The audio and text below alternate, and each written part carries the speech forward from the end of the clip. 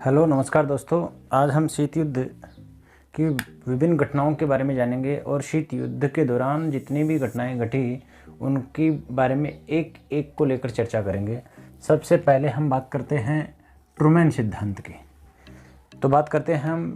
Trueman तत्कालीन अमेरिकी राष्ट्रपति थे और तत्कालीन अपने अमेरिकी राष्ट्रपति होने के नाते दो राष्ट्र ग्रीस और तुर्की में साम्यवादी प्रभाव को रोकने के लिए अमेरिकी राष्ट्रपति ट्रूमैन ने सैनिक सहायता के साथ साथ आर्थिक सहायता ही क्या कहलाती है, ट्रूमैन सिद्धांत के अंतर्गत आती है, जिससे कि तुर्की और ग्रीस को साम्यवादी प्रभाव से रोका जा सके।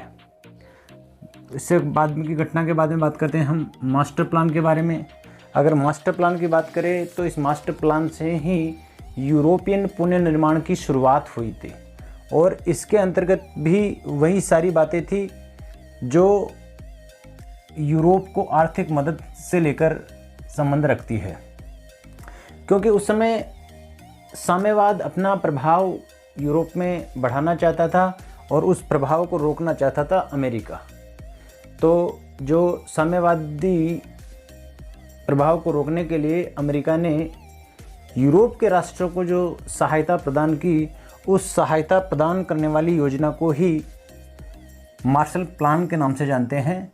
इस मार्शल प्लान की अगर शुरुआत करें तो ये 1947 में शुरुआत होती है और 1952 तक चलती है और इससे जो यूरोप के राष्ट्र है इनका पुनर्निर्माण होता है। इसके बाद की घटना के बाद में बात करें तो सोवियत संघ द्वारा बर्लिन की घेराबंदी की। उस समय सोवियत संघ ने बर्लिन की घेराबंदी करके जो जर्मनी था उस जर्मनी को सहायता पहुंचाई जाती है और जैसे ही सहायता पहुंचाई वैसे के वैसे ही अमेरिका सेना थी उसने उस सहायता को उठा लिया, क्योंकि अमेरिका कभी नहीं चाहता था कि सोवियत का प्रभाव उन राष्ट्रों पर, जैसे कि हमने पहले चर्चा की है कि जर्मनी के 2 टुकड़े हो गए थे और जिस जर्मनी पर प्रभाव अमेरिका का था उस प्रभाव अमेरिका का होने के नाते जैसे ही उस हिस्से में जिस पर अमेरिका का प्रभाव था उस हिस्से में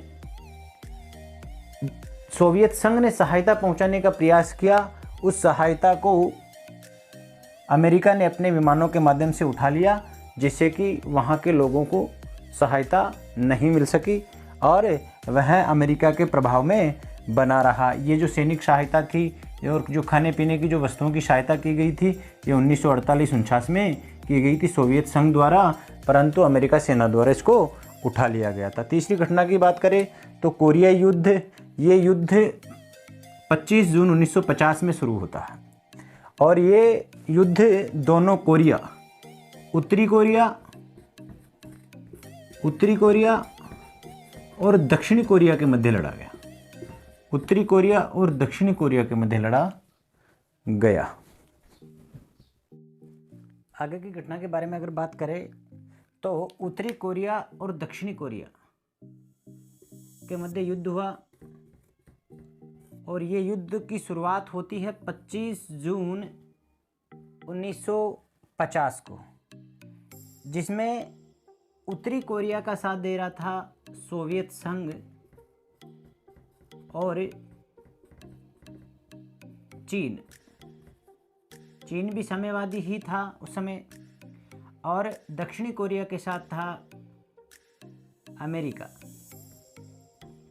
और ये युद्ध की वजह से भी माहौल बहुत गर्मा गया था कि आपसी महाशक्तियाँ दोनों राष्ट्रों को सहयोग कर रही है और कहीं वही स्थिति न बन जाए जिससे कि तृतीय विश्व युद्ध का सामना करना पड़े। इस युद्ध की समाप्ति 53 में हो जाती है।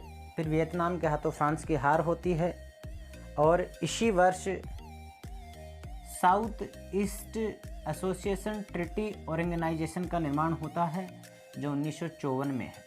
अगर इसकी बात करें तो दक्षिणी पूर्वी एशिया में अमेरिका ने अपने वर्चस्व को बढ़ाने के लिए सेंटो की सदस्यता देने के लिए एक नया संगठन का निर्माण किया जिसको सीएटो कहा जाता है। और इस संगठन का निर्माण कब होता है? 1954 में होता है। अगर आगे की बात करें तो जैसे ही वियतनाम के हाथों फ्रांस की हार होती है, उसके उपरांत इस वियतनाम में हस्तक्षेप कर देता है कौन? अमेरिका। अमेरिका हस्तक्षेप करता है और अमेरिका वियतनाम पर 1975 तक हस्तक्षेप करके रखता है। और अमेरिका वर्चस्व से स्वतंत्र वियतनाम कब होता है? 1975 में होता है। इसके बाद की अगर घटनाओं की बात करें तो बगदाद समझौते पर हस्ताक्षर होते हैं, जो वहीं जिस प्रकार साउथ एशिया में सेंटो की सदस्यता के लिए सीएटो बना था, उसी तरह मध्यम एशिया में सेंटो बना, नाटो की सदस्यता के। यही नाटो की सदस्यता का रूप है एक, और ये भी एक नाटो की सदस्यता का रूप है। क्यों? क्योंकि देखो, अमेरिका द्वारा प्रायोजित ही तो ये था सेंटो, और सीएटो भी किसके द्वारा प्रायोजित था? अमेरिका के द्वारा ही प्रायोजित था। इसके बाद की घटनाओं की बात करें तो हंगरी में कौन हस्तक्षेप कर देता है? सोवियत संघ हस्तक्षेप कर देता है, जो 1956 में करता है। और क्यूबा में अमेरिका द्वारा आक्रमण होता है, जिसको पिंग्स ऑफ वे आक्रमण कहा जाता है। और उसी आक्रमण के उपरांत ये 1961 में आक्रमण होता है, और 1962 में क्यूबा मिसाइल संकट उत्पन्न होता है, क्योंकि जो सोवियत संघ के जो नेता थे निकिता क्रुश्चेव, उनको ये आभास हो गया था कि जो अमेरिका है वो कभी भी फिदेल कास्त्रो को हटाकर वहाँ का तख्ता पलट करके क्यूबा पर अपना शासन स्थापित कर सकता है। इसलिए वहाँ अपने वर्चस्व को बढ़ाने के लिए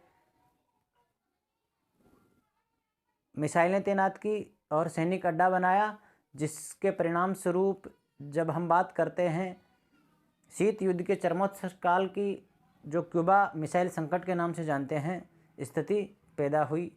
तो आज के लिए बस इतना ही। नमस्कार, धन्यवाद।